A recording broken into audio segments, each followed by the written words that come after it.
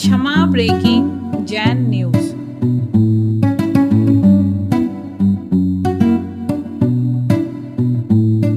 वर्तमान में लोगों को पैसा ज्यादा चाहिए।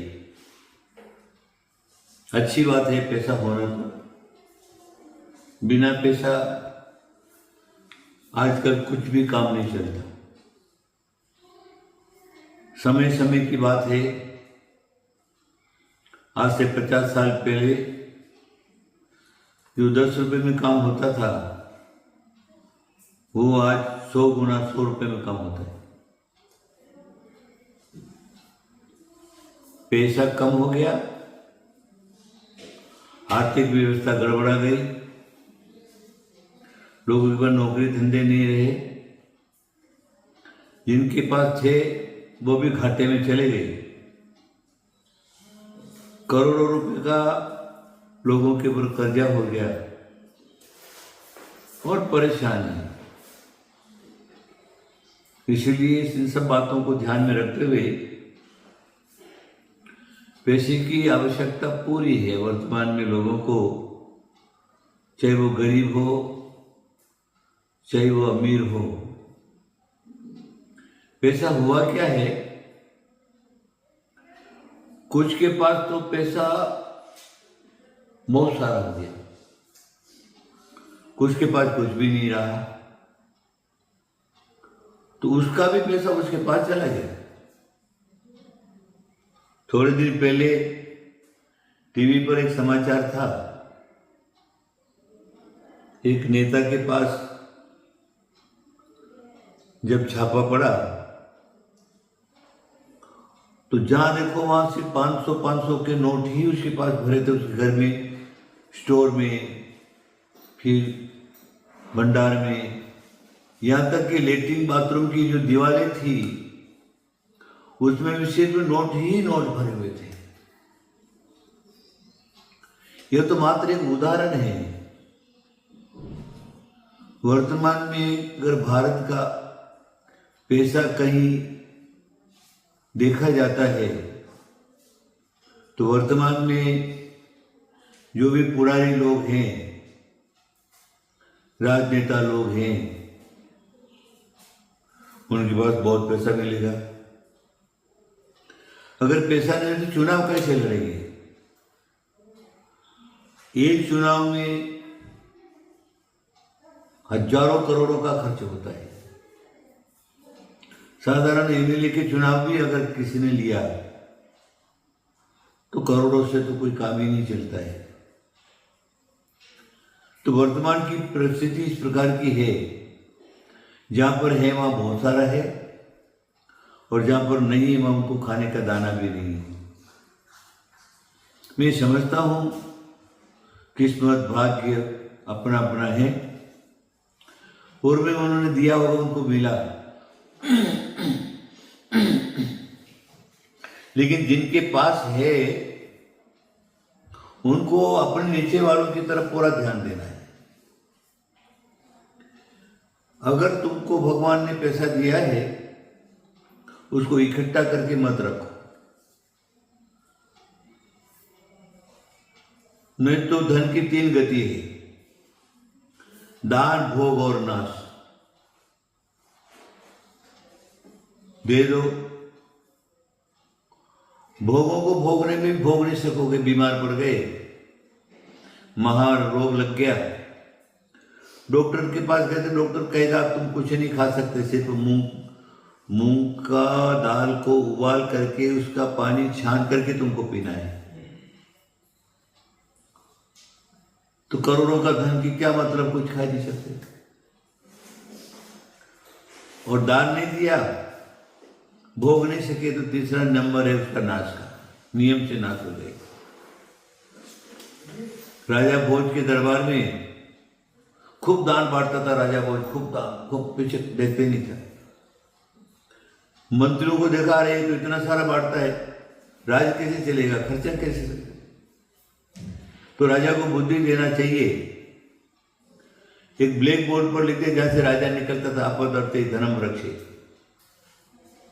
राजा वहां से निकला, उसने देखा अरे हो सकता है मंत्रियों का काम होगा। उन्होंने नीचे लिए श्रीमताम कुता आपदा, जो श्रीमत है, दानी पुरुष है, धर्मात्मा, उसके ऊपर कोई प्रकार की आपत्ति नहीं आ सकती। लोगों ने देखा, मंत्रियों ने जवाब दे दिया राजा ने, इसलिए कुचित कदाचित। चौथा नंबर में लिखा संचितोपि विनश्यति, अगर संचित भी किया है, पाप कर्म का उदय आया तो नाश को प्राप्त हो जाता है, वो धन तुम्हारा नहीं। इसलिए जितना तुम दान दोगे, जितना दोगे उतना ही झुका है। लेकिन ये बात ध्यान में रखना, तुम्हारे अंदर अहंकार नहीं आना, हाँ मैं दे रहा हूं, मैं दे रहा हूं, मैं दे रहा हूं, मैं दे रहा हूं। तुम कुछ नहीं दे रहे। एक नवाब जो था वो बहुत धन बांटता था, वो भी बहुत धन बांटता था। एक कवि पहुंच गया, वो कहता सीख कहाँ नवावच ऐसी देनी दे, जो जो कर ऊंचो करो, तो नीचे दे।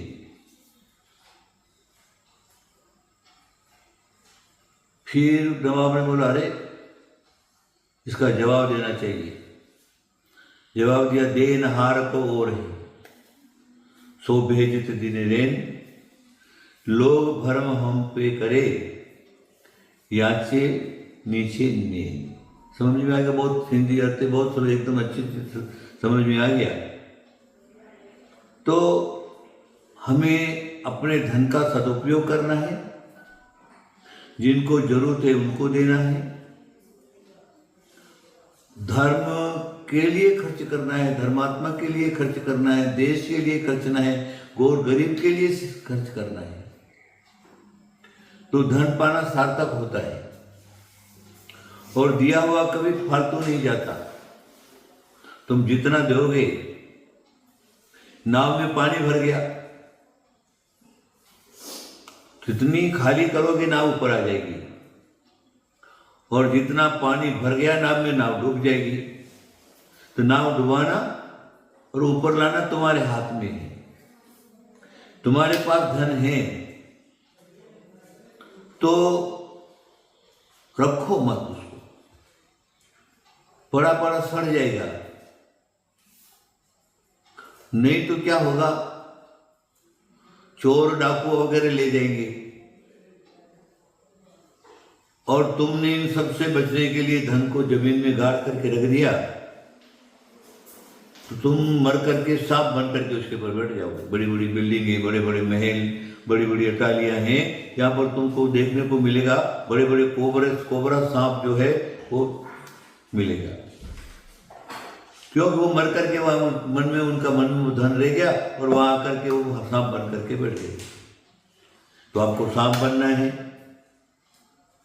तो उसकी रक्षा करिए, नहीं तो क्या करिए, बाढ़ दीजिए, तुम्हारा कुछ भी नहीं है, नंगे आए थे और नंगे ही चले जाओगे। देखो, चाहे रामकृष्ण हनुमान, महावीर हो या ऋषभ देव हो, अल्लाह मोहम्मद हो या यीशु कृष्ण हो, ध्यान में रखिए, जिस समय माँ के गर्भ से पैदा हुए उनके शरीर पर एक धागा मात्र भी, संसार के अंदर जो भी पैदा होता है उसके शरीर में, चाहे छोटा हो चाहे बड़ा हो, एक धागा मात्र भी उनके पास नहीं रहता।